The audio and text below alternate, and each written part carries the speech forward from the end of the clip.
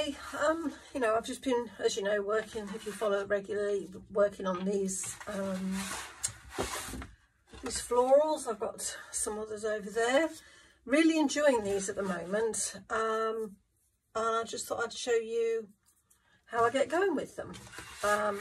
I've been using sheets of, it's this Magnani 1404 Portofino paper. That's obviously a block. I've got some sheets that I've obviously ripped down. It weighs 140 pounds, this paper, and it's hot pressed, so it's got a lovely smooth surface.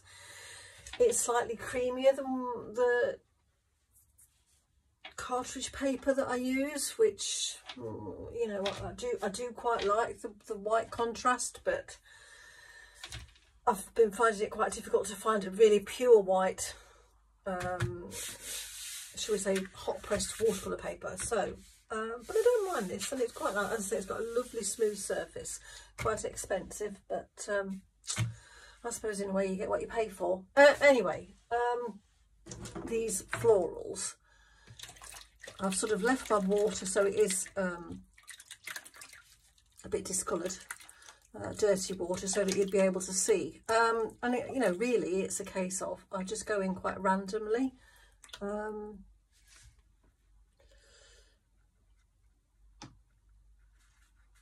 Sort of dancing, you know, brush dancing across the paper, dabbing, dib, dob, flop, splash, you know, thinking of vague floral shapes, you know, the sort of massive foliage, shall we say, but not overly thinking it. It's more about letting the brush dance across the paper. You know, vaguely think about some stems, because, well, they need something to hold them up, don't they? You know, that's the first, shall we say, pass at it. Whoops. And then it's like, this is the Wallace Seymour Kendall green ink. I always find it best to give it a really good stir if I've not, you know, if it's settled overnight. And then it is, I just drop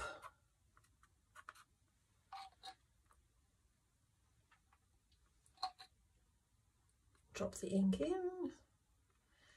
Again, you know, not worrying too much at this stage. Might just go in and where it's got really sort of dark blobs, just encourage it to move slightly.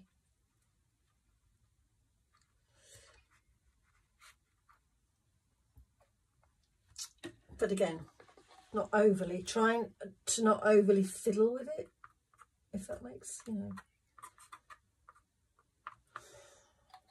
again, you know, there's something about just watching the ink track down the water splashes and sploods.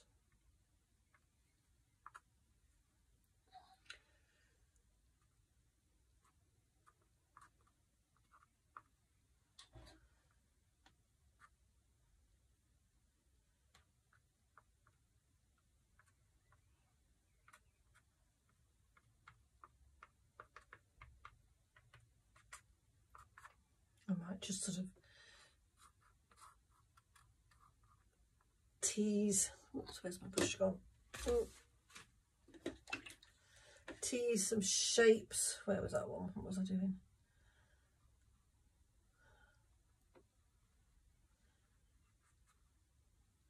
But again, you know, try not to be too prescriptive. Splash a bit of water about in the ink, because that sometimes gives you some nice effects as well.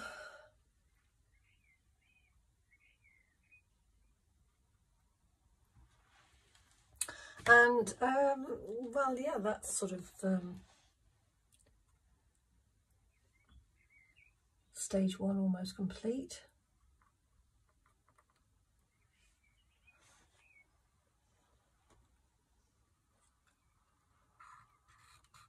I might just, this is where I sort of do a bit of the allium head, suggestion of. Might have another one there.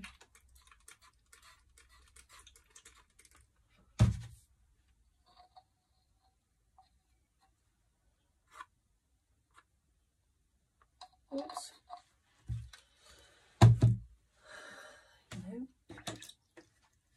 As you can see, it's not perfect. The paper is buckling.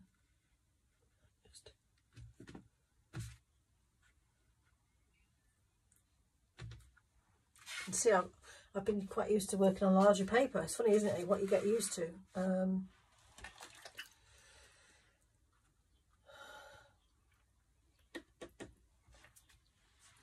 Out of the way before I knock it over. It's about now that I might have a slurp of my coffee and see what I've got. And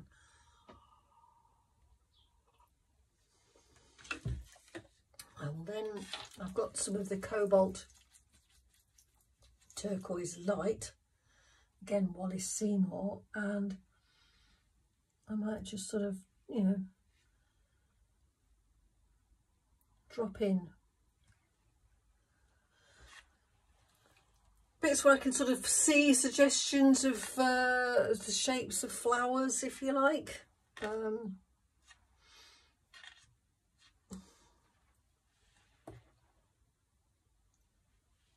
You know, some of it's splashy, and again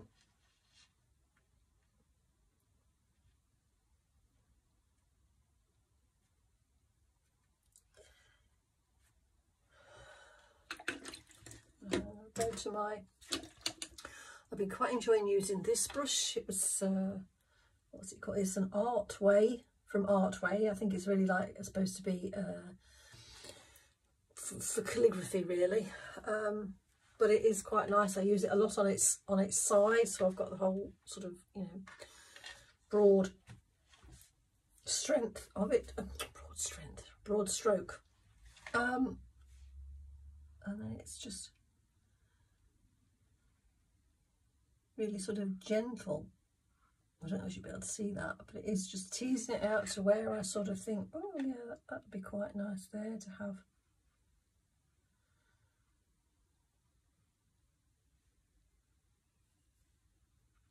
A flower.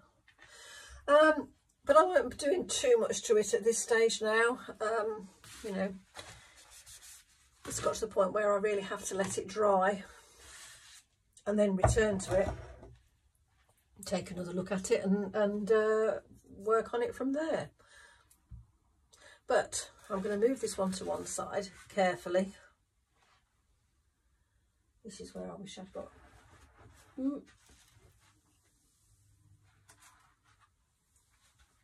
a larger work surface. And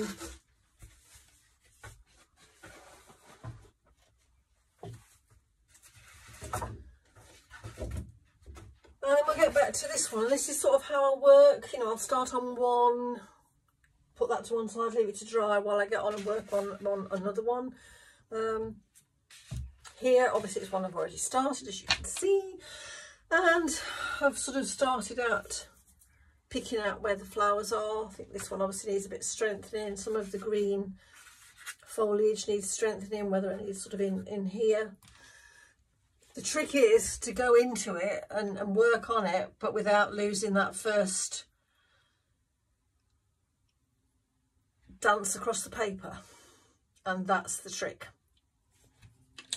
And I think first of all, what I do is when I'm working, going back in, is I will just get water and sort of put where I think I want the sort of colour to go.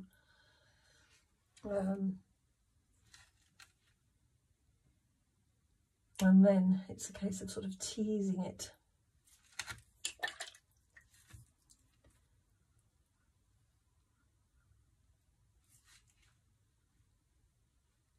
not quite colouring in the lines, but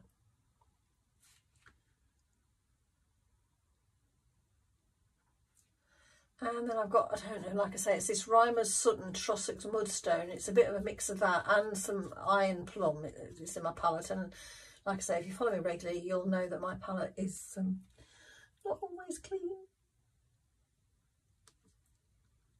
But these two colours, three colours, they do sort of granulate. So they do sort of, as well as like obviously the Cobalt Turquoise, just some lovely things. So they do sort of push each other out the way, which gives you some lovely effects, especially if you sort of then add in some water. And I think sort of to have some around this edge, just to sort of give that bit more definition. The thing is not to keep fiddle. It's like I really like this here, so I'm trying desperately not to lose that, and this one.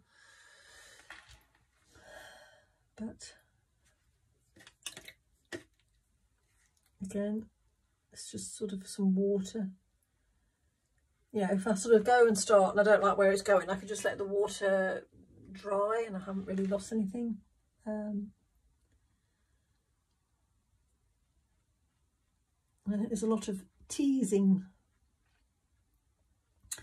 You know, the initial wash starts out quite random, quite loose, and then as you get, you know, down to the detail, it's obviously a bit more considered and careful, should we say. And again, I'm going to drop some of this mix of Soot, Trossachs Mudstone and Iron Plum in. And then again, there will be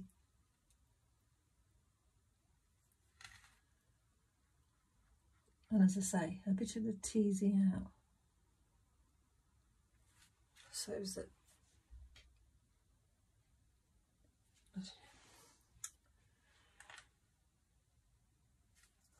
and then if I'm not quite sure about it, I will sometimes dab a bit of it off, or just hold that on there so it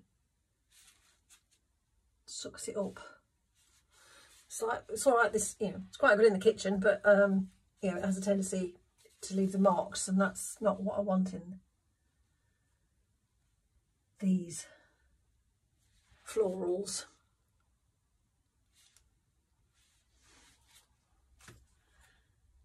Sometimes it's nice just to, again, add a little bit at the edge, she says.